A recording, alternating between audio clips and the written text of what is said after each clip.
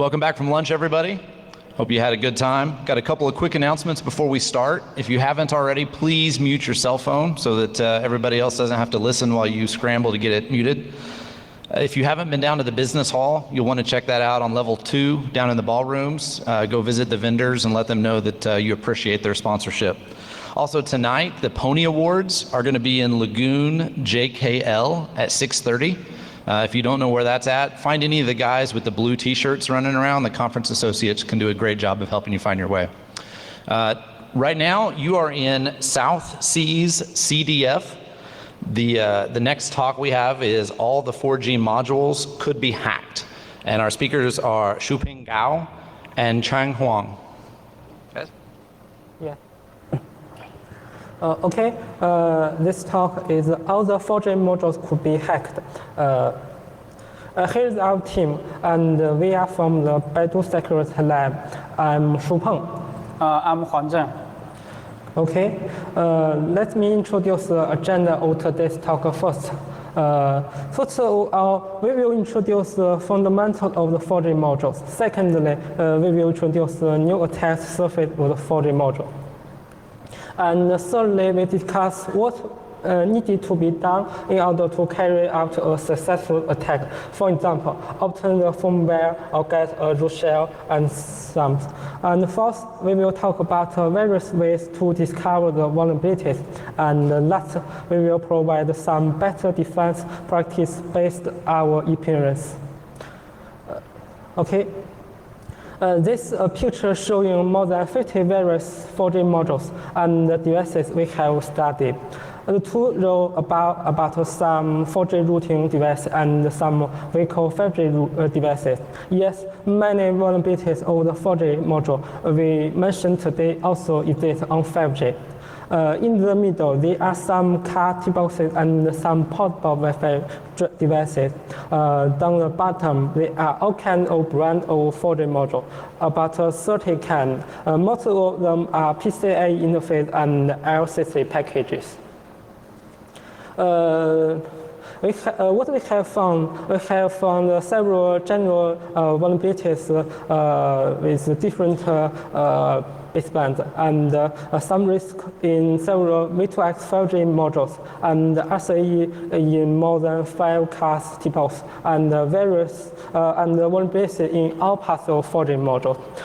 Because vulnerability repair is a long process, so we just show you the vulnerabilities we have which have been fixed in this slide.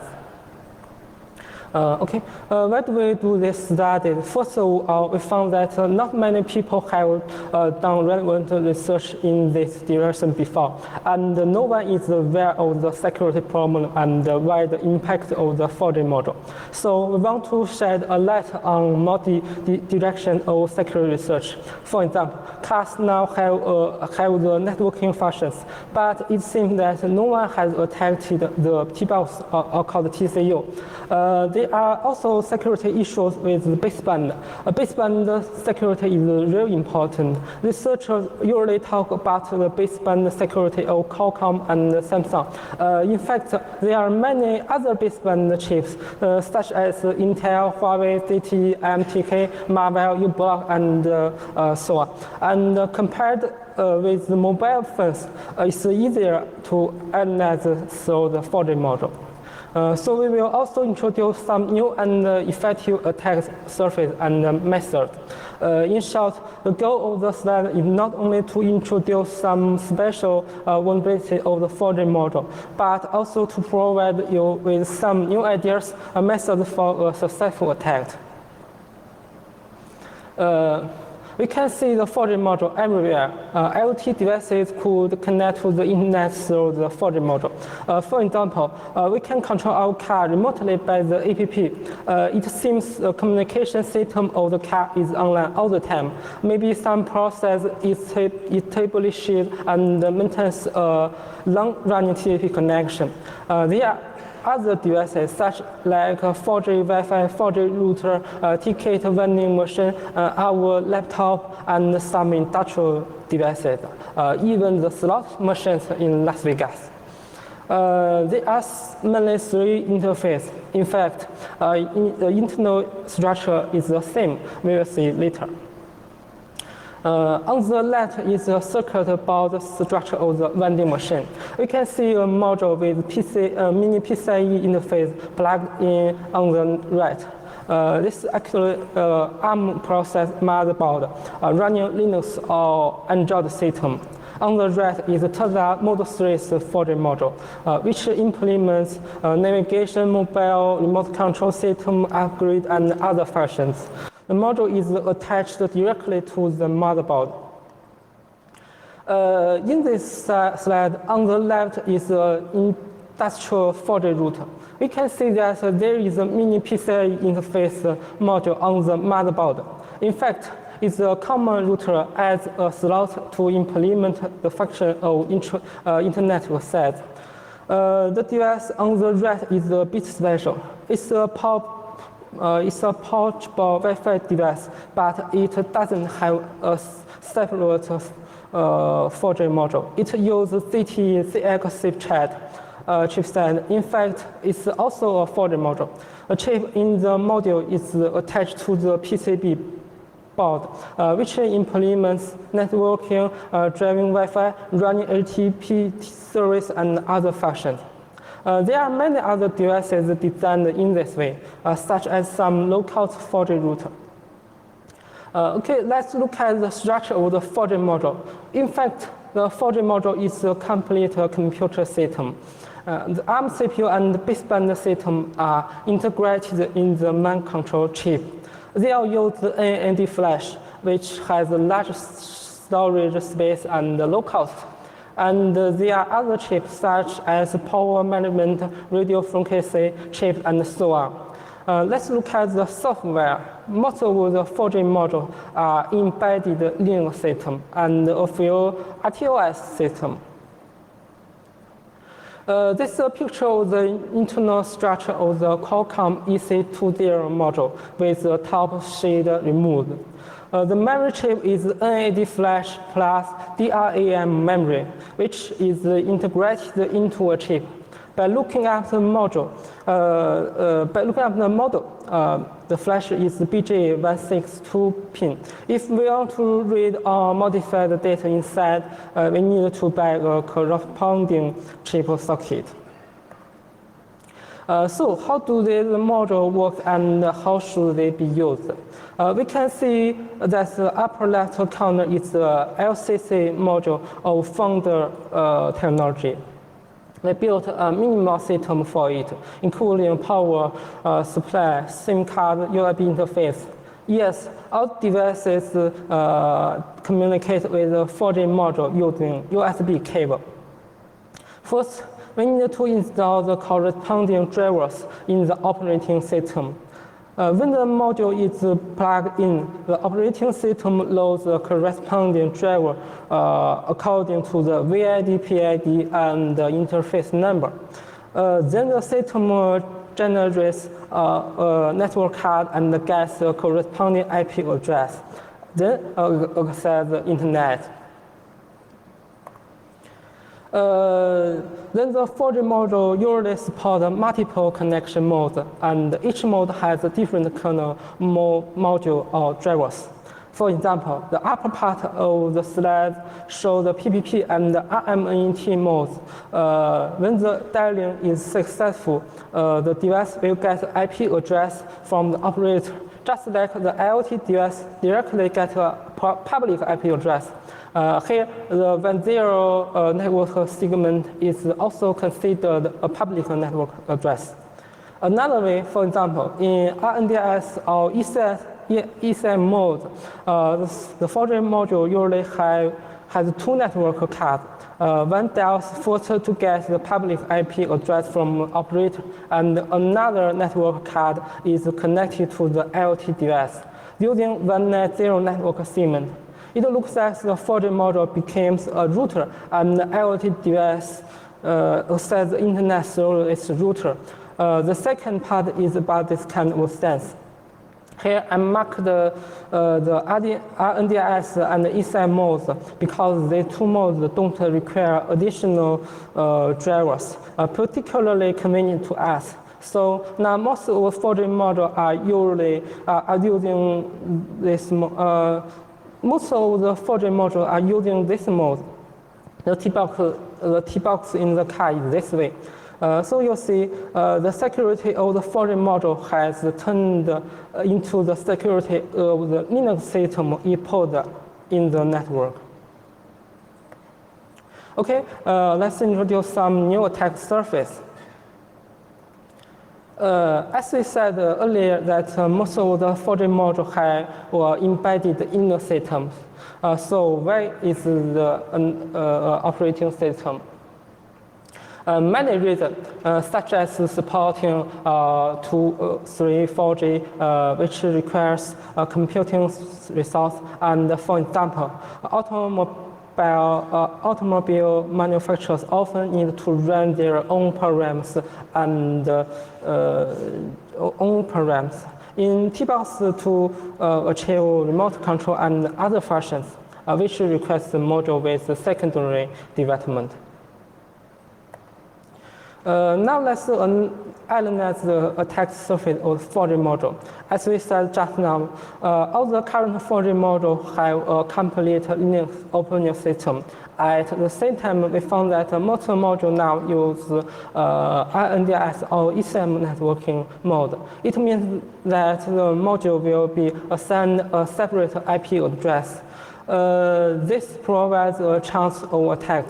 Linux operating system often has some listening ports or connect to the cloud for OTA updates or remote management. Now it has a separate IP. We can directly access this port, intercept its IP link, and do some MITM attacks, and so on. So now the attacker is essentially the task to analyze the host system security when the Linux hosts are imported to the internet or intranet.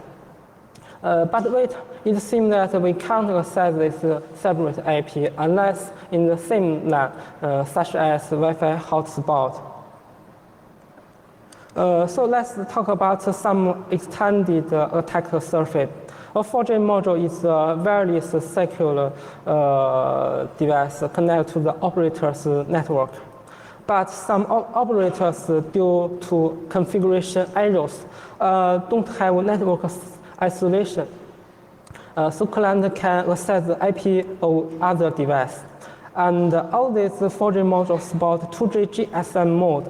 Because of the security problem of GSM, we can use the fake base station to monitor and modify traffic. So also can obtain IP links and access ports. And there are also many third-party services added to the module, such as the car control service. Let's summarize the attack ideas. First of all, we need to collect enough information and exploit vulnerabilities through cache shell, firmware analysis, network analysis, and so on. Then maybe a lot of reverse engineer work here, mainly analyzing the process of various listening ports. Then we need to consider how to run our attack code, and we introduce the traditional methods, mainly in LAN network, such as Wi-Fi hotspot, to access the port of the 4G module to attack. And the new attack method, we can use the correct configuration of the operator network to transform the local LAN attacks into a very wide range of remote LAN attacks, which can increase the scope of attacks. In addition, because of 2G support, we have a way to full control the IP link to the nearby 4G module. We can directly access its port and run our attack code. With these attacking ideas, it seems very easy to attack the 4G module. Okay, let's first talk about using fake base station to attack. Because client can't identify whether the base station is real or not in GSM network, we can build a fake base station system to detect and control traffic. Interestingly, this attack is effective for all 4G modules, and the problem will proceed for a long time, regardless of whether the operator shut down the 2G base station or not. It's too difficult to build a fake base station, but previously people have not solved the problem of auto attachment. If it doesn't attach automatically, clients need to select to the fake base station manually. Inspired by Studio base station in China, we can improve the C2 parameter in GSM broadcasting channel, and the client will automatically connect to our fake base station. C2 is the cell reselection parameter. The larger the value, the more client tend to connect to the base station. We can build our fake base station via software radios such as Blade RF and the ESBTS system, but we need to change the value of C2. This parameter is not set in ESBTS. So let's hard decode it in the source code, set it to a maximum and recomplete. Here we need to remind you that it's illegal to build a fake base station. Although this attack is very effective, you can test in the sheet box and showing the finger on the right. In order to force the downgrade of 4G module to 2G, you need to build interfere with soft radio equipment, such as sending some white noise interference in the current 3G and 4G band. It's also illegal. You just need to know that this method is effective. Finally, the 4G module automatically attached to our fake base station, like a Whirlpool. The lower right finger shows that the C2 value is already very high, usually around 70. So now we can fully control the IP link, monitor all the IP data transmission, set the point, run our point, and modify the date. The most common approach used is to access the ports, such as SSH and other services. Now let's talk about attacks through operators intranet. We have just implemented IP links to access nearby devices, but is there a way to attack remotely? Most operators assign a 10 or 172 network segment address to clients, but many of them do not have network isolation, such as China Unicom and China Telecom. At the same time, most 4G modules don't have a firewall enabled. This means that we can directly access the port of other clients through the port scan. The picture on the right is the result of scanning open ports of ADB and the telnet services on the intranet of the operator. You can tell that many clients have those ports open. More interestingly, we can manage a wide range of attacks through private APN.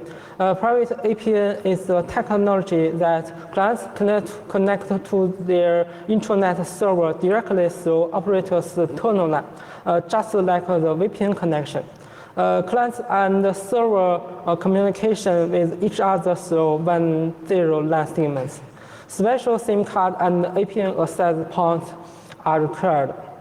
This kind of connection is widely adopted by most car companies and commonly seen among well-known IoT equipments, such as China's U-Bahn vending machine. And clients in this intranet are equipped with the same type or made by the same company. So we can look for vulnerability in such a device, then launch a massive attack. As a result, we gain full control over all these devices. So how can we get the configuration of the APN access point? For example, so firmware analysis and log analysis. And how to connect to the target private APN network? We can detach the eSIM chip on the motherboard, then attach it back to our 4G module, and use the AT command to configure the correct APN access point.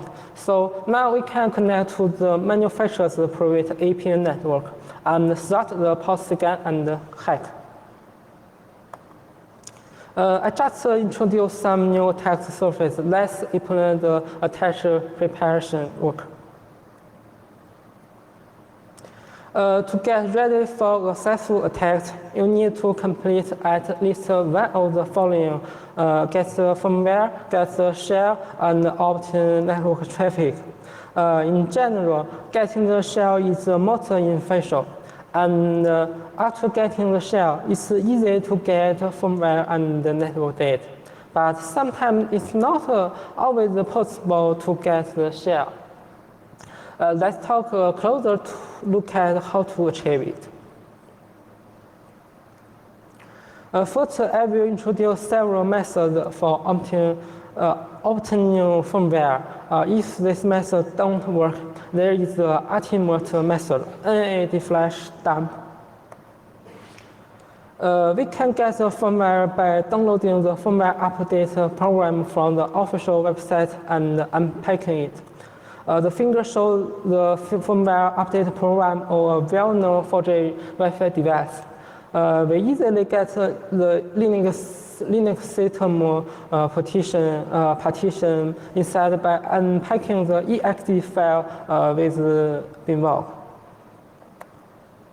The firmware can be obtained through the manufacturer's upgrade tools. Most manufacturers have provided upgrade tools to the developers. For example, Qualcomm's module have a 908 recovery mode, which is set by short circuit some solder points. We can get the update tool from vendor touch support, which initialization files for all partitions. We can see that the tool contains the initial image of all partitions. We need to focus on system.img. This file uses UBIFS file system. We can use the UBI reader to successfully extract the file format and get the final Linux file system. If we can't get the upgrade tool, there is the ultimate solution, NAD flash dump. NAD flash is more complex to read and modify than eMMC flash. A lower right corner chip is a common BGA63 chip. It's very small and needs a special NAD programmer to read and write. After dumping the chip, we can use the binvoc to identify the file system. Let's introduce how to get the shell. Why do we want to get shell? If we can get shell, it will be more convenient for us to view process, files, network, and debug vulnerable programs.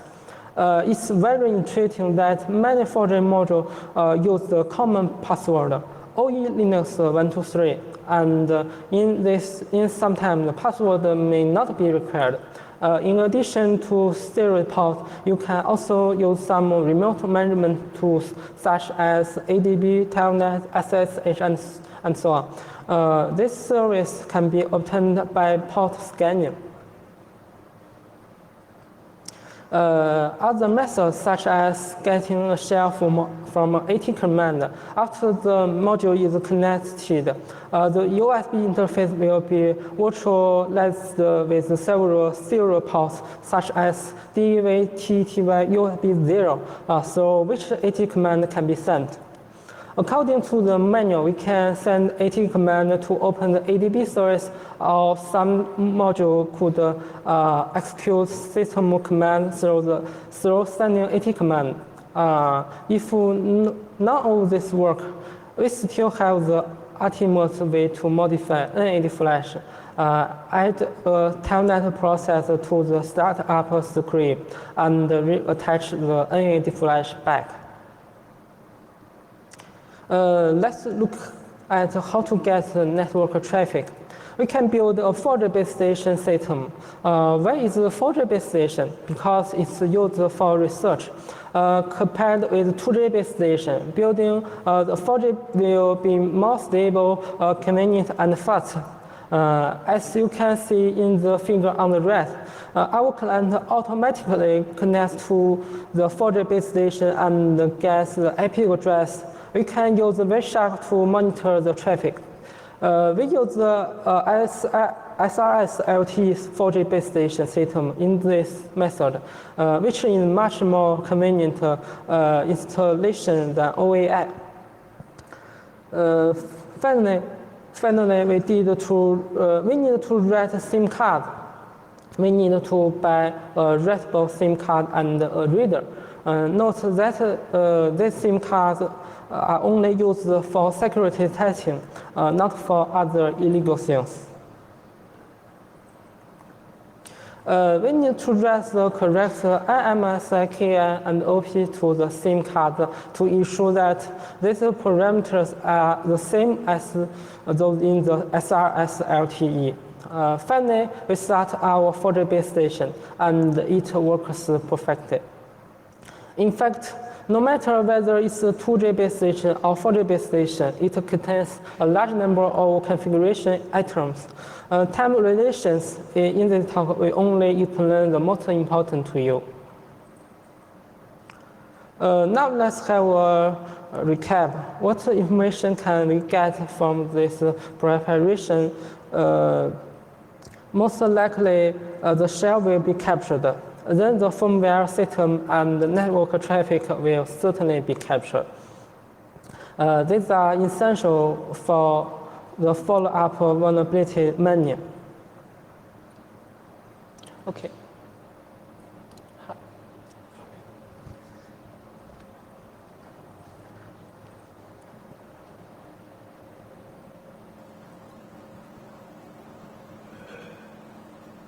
Okay. Shupeng just talked a lot about the attack surface and preparation for attacking the 4G modules. Now let me show the critical vulnerabilities we found in detail. Let's focus on system management service vulnerabilities first. Usually, 4G modules run Linux system. Linux systems start many remote management services such as SSH, Telnet, and web server. We can use fast scan tools like mass scan, which can scan the port's opening status in just a few minutes. For example, we found a 4G module open port 23, which means the Telnet service is started. In most cases, Telnet needs password to log in. We can extract the etc password file from the firmware and then crack it by using HashiCat tools. And if you're rich, you can buy a lot of GPU to speed up the crack. The 4G modules generally are not using one machine, one secret key, or one secret password strategy. So if you successfully crack this password, which means that you have just cracked the password of all 4G modules of this manufacturer. Once we get the password, you can successfully log into the system remotely, so the device is ours. In addition, we found that many well-known manufacturers of 4G modules have open remote ADB services by default. We only list some of them in this table. In fact, some automobile manufacturers also open remote ADB services by default. What's the consequence of this? We can simply use ADB tools to connect the 5555 port of this module. We can simply log into the system without authentication. Usually, it has no password, and we can get a shell remotely. There are many other types of system management services vulnerabilities, such as weak password for web management services, and even SSH services that do not require password are found on some car. And some manufacturers, in order to convenience the repair of the 4G modules, they hide backdoor in some external monitoring port. Maybe you can use the backdoor to open telnet or do something dangerous. I will talk about an interesting case like this on the next page. As you see, we find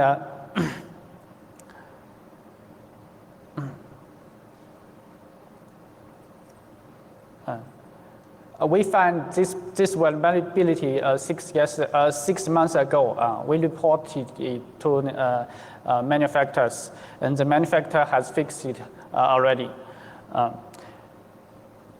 This bug was the manufacturer had a backdoor in a port.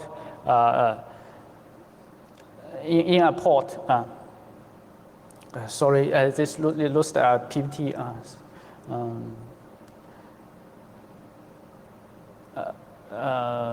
After reverse engineering, we find a port monitoring in 4.5. Sorry, I backed into another PPT.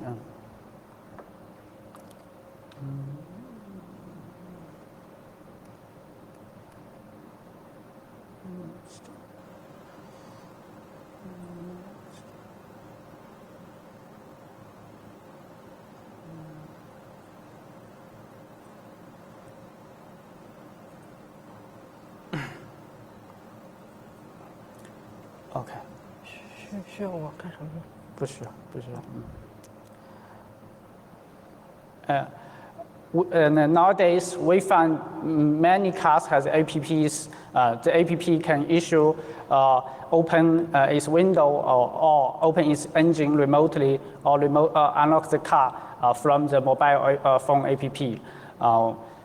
We find so we buy a T-box from auto parts shops, and when we got the T-box, we found it was not open ADB or telnet, but we found it's listening on a port 18XX port, and we found the bin and use the bin to enable the USB ADB debug port, and when we get a shell, we use the shell successfully logged into the Linux system, and we find there's another process listening port 24XXX, and we use IDA to analyze this port, this program.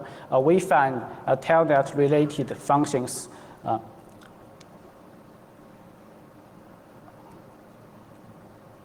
As you see, we found a dangerous function. This function receive the data from the port and build a command to execute. As the picture shows, it can be used to open telnet D devices. We analyzed the logic of the protocol in this port. Actually, it uses PKI system, RSA certifications, and AES encryptions. But we find there are multiple vulnerabilities, such as AES key. The AES key is hard-coded in binary, and we get the RSA private key from the file system, and the password of the private key, we guessed it out. So we can use it to generate public key, so we can communicate with that port. We use those problems successfully bypass the TLS certificate verifications. After reverse engineering, we write the exploit code like this. As expected, we finally start up the telnet service on the T-box through this port by using this exploit. However, telnet D in this mode requires password verification. So here comes the new problem. What the password is. We used the most powerful 4-piece of NVIDIA 2080 Ti graphic card to crack the password. A day later, we get the password. The password is very complex, including big and little cased chars, numbers, and special chars. Now we have a root shell of T-box. How can we control the car through the root shell? Let's learn how remote control of vehicle is implemented first. The red dotted line in this figure represents the 4G module. It has a long connection with the cloud server. When the open door instruction is issued from APP, the 4G module receives the instruction. A process in MPU communicates with MCU through the series port. Another process in MCU receives the instruction and pass it and dispatch the command to CAN bus to open the door. I think this could be the easiest way to control the car. We can write a program to record the data that MPU write to MCU when the instruction is issued from the mobile phone,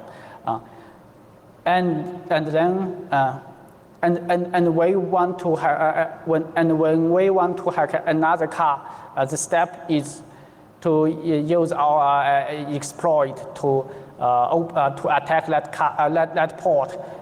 So we get a telnet shell.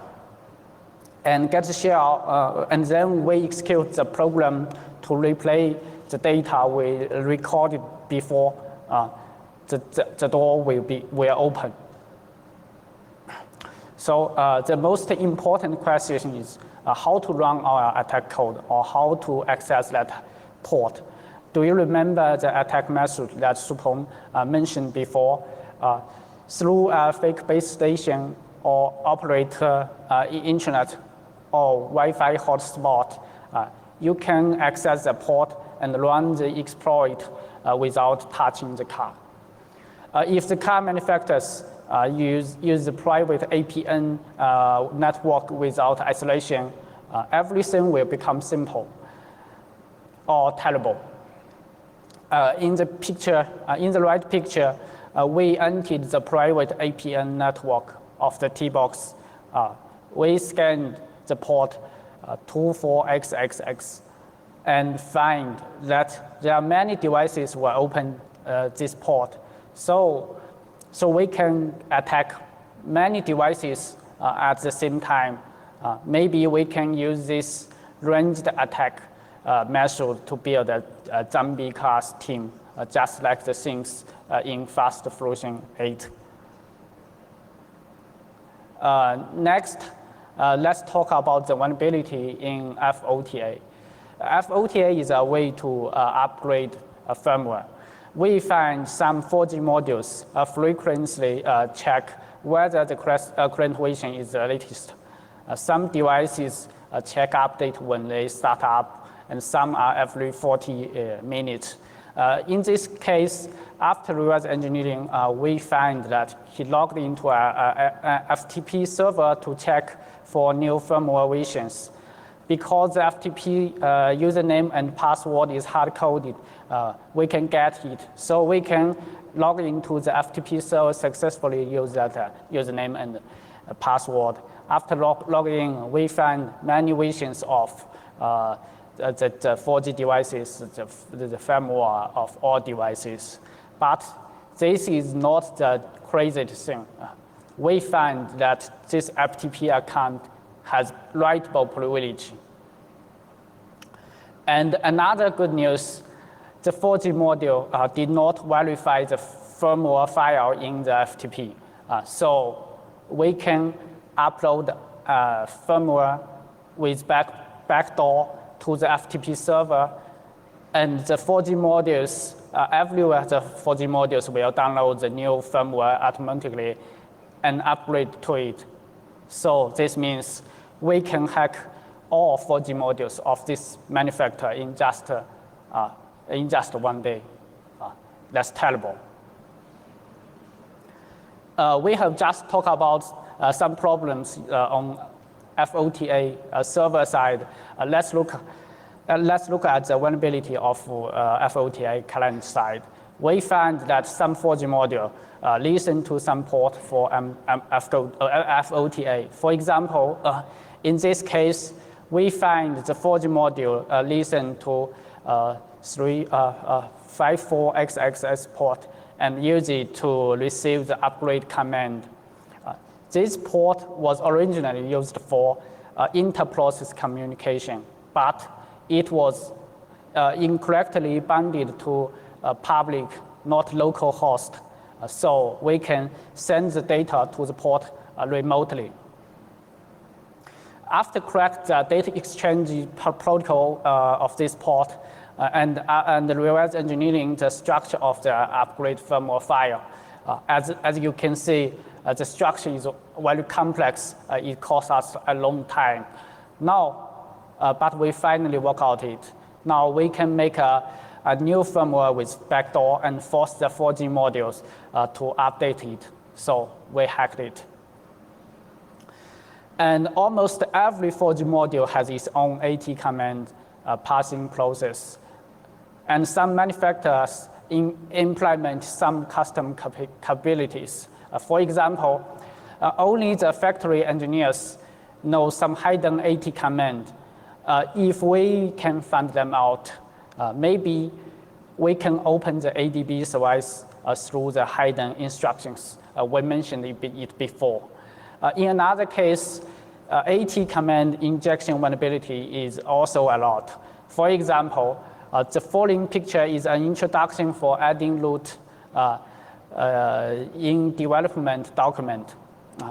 We analyze the system command code here deeply. We find there is a command injection vulnerabilities. In this image on the right, we append ls string to the AT command. As you can see, the return content shows the ls command executed success through the AT command.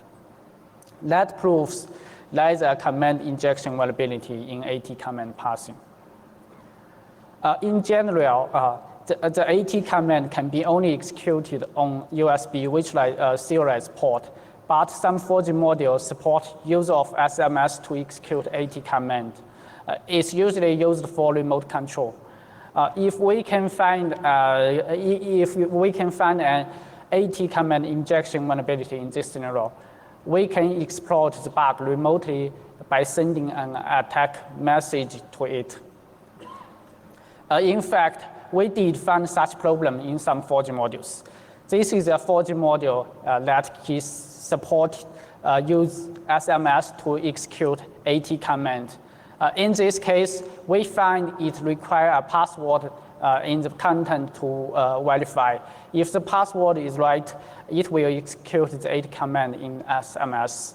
But the way he verified is too weak. Still, the old problem, the password is hard-coded in binary. Once we get a device, we can extract the password of it. So we can get the password from the firmware. As you see, this is the support of the AT command of this 4G module. Actually, we find a command injection vulnerability in passing SMS AT command. This command is set FCSN. Finally, we get a reversed shell by simply send a text message to it. We hacked it remotely. There are many other successful cases of attack. Because this talk limit 50 minutes. I cannot talk about them detailedly one by one. Let me introduce them quickly, such as we can use the JAMA to attack the 4G module, force it drop to 2G, and use main in the middle, and the browser vulnerabilities 0-day or N-day to intrude in the IVI of the car. And the debug process on the 4G module is also an attack surface. DDoS it to death may cause the car lose connection with the cloud server for a long time. And the IPv6, even if the 4G module has enabled the IP tables firewall, we can still access some dangerous port. Why? Because the IPv6 tables are not enabled. We can simply bypass the firewall by using IPv6 address. And almost every 4G Wi-Fi use 8 digital password. They are all numbers. All numbers is weak password, and you can use DOS to get the handshake packet, then crack it with many graphics card. You can crack the password in a few minutes, and after cracked the password, you are in the same internet as the 4G module. You can launch further attacks. In the next chapter, let's talk about suggestions for defending against those attacks. We have talked about a lot of attack methods and vulnerabilities detailed before, and it seems there are many problems. So how should we avoid those problems? After communicated with many 4G module manufacturers and hardware manufacturers and car manufacturers, we find that they did not realize there is a completely operating system in the 4G module. Sometimes there may be many systems on the motherboard, such as the T-box. There could be 3 or 4 systems on the motherboard. So first of all, we think we must identify those systems and the IPs. Next, we should check the listening port, especially those ports that can access remotely. We have found that many high-risk vulnerability in most of the listening port process. If absolutely necessary, if not absolutely necessary, do not listening port. And be aware of the network access by using the 4G interface. Many people think that 4G channel is secure, but actually a hacker can play man in the middle easily through fake base station. Another problem is that we find that the 19.5 of IP tables rules, IP table rules in the 4G modules are empty. That means the IP tables in the 4G module is empty. It's dangerous. So I think the simplest way to defend those attacks is the developers should learn how to use the firewall well. That can solve 90% of the security problem. So this is our talk. Thanks to our team member. This is our teamwork. This is our talk about security research of 4G modules. I hope that our work can give you some inspiration. If you have any question, you can email to us. Today we have not Q&A section because our English is not good. It's not so well. Maybe you answer a question. We cannot fully understand what you ask, and we cannot answer you. But if you write an email, we can understand it well. And thank you for listening.